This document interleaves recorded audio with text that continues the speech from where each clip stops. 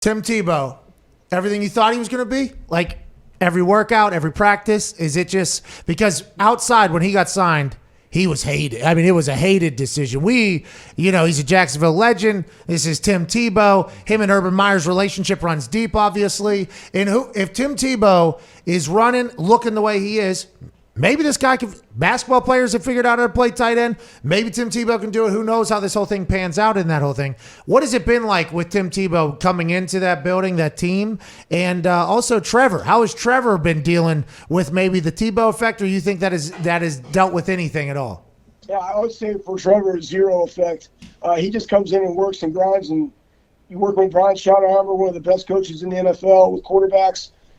So he's fine working with Tim. I mean, first off, you come in, our units are fantastic. I mean, you come into a tight end room, we got James O'Shaughnessy, Chris Manhurts, Ben Ellison, Tyler Davis, great room, bunch of hardworking guys. You add Tim into the mix, he's fantastic. He takes care of himself, and he goes out there and he practices hard. It doesn't matter what your name is or who you are. Like, you got to go out there and add value to a team. And whenever we get to camp and you get to put the pads on, when you really play football, if you can, you can. If you can't, you can't. But I tell you what, though, from everything that is done here, guys generally like him and respect it, and he just goes out there and does his job. And that's all you can expect. I don't understand why people get so pissy about those type of things. They shouldn't. If you can make it, you can make it. And I'll tell you this, too. My mindset to everybody, I don't care who you are, undrafted free agent, first-round draft pick, doesn't matter, man. We're gonna do everything we possibly can to maximize you. That's why. By the way, that's why strength coaches are loved by everybody right love there. them. And I love that you do just fit the mold perfectly. Also, an ex-player, which is fantastic. Go ahead, Connor. Yeah, Papa Schlegs. Sticking with Tebow, a story was surfacing that when he was 14 years old, he did 316 curls of 55 pounds. Can you clarify that story, or I can't clarify that story. The way his biceps look now, I mean, he was getting bumpy when he was, right, would you say 13 years old? Yeah, 14. That's pretty impressive. Getting bumpy. That's pretty impressive. I might have to go try to replicate that and tear my biceps off. Yeah, you'll tear. That is 100% bullshit. Hey, No way, Tim Tebow. He couldn't move his arms for 3 days. Get out of here. His hands were locked like this. Get out of here. There was one kid behind him. He didn't want to leave any doubt that he was going to beat that kid. Yes, we beat you. All right. Trevor Lawrence. Why is he's supposed to be the guy since he's like 10 years old, basically. He seems to be just like one of the coolest customers of all time. He gave some quotes in, I think, a GQ article or something like that where he said, if I lost football, it wouldn't kill me, and people would start taking that a question. It's like this guy, he's the guy, has been the guy. Seems like he's been a professional almost his entire life. Is that kind of what it's like with him around? And how do you think he's kind of handled his first couple months here as being an NFL quarterback? He's done fantastic.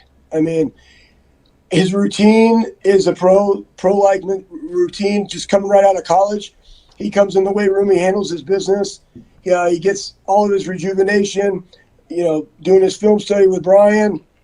Everything that he does, he's already becoming a leader on the team just simply by his actions without even stepping on the field for one game. It's just his presence, right?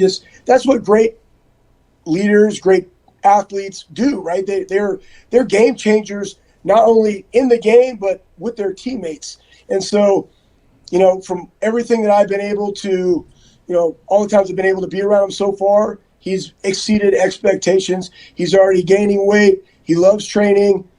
He loves everything about football. How much weight you trying to get him to gain, Schlegs? Weight is relative, right? There's always like, what is that? You fucking said he's gaining weight, Papa Schleger. You literally just he's said. Definitely gonna, hey, man, eat big, sleep big, train big. Hey.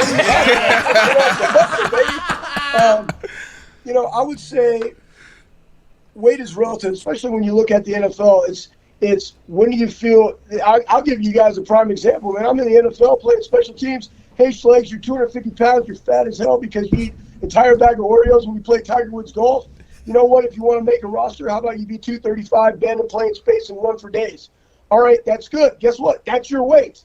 Hey, I have a bad knee. I got to bend. Okay, guess what? You don't need to be 260. Maybe it's 250 is your number, right? So it's all relative to the guy being to where he can perform at his max capacity. That's really the number. But, as you guys know, this is a violent game, so to be able to handle the hits in a 17-game season now, yeah, you're going to have to put on a little bit more weight than you had in college, but what can he handle and still be able to do what makes him so special? Yeah, it was like Andrew. Andrew had to had a fine balance. There was a couple times where Andrew came back and he looked, I mean, it was unbelievable. I'm like, yeah, he was jacked. Yeah.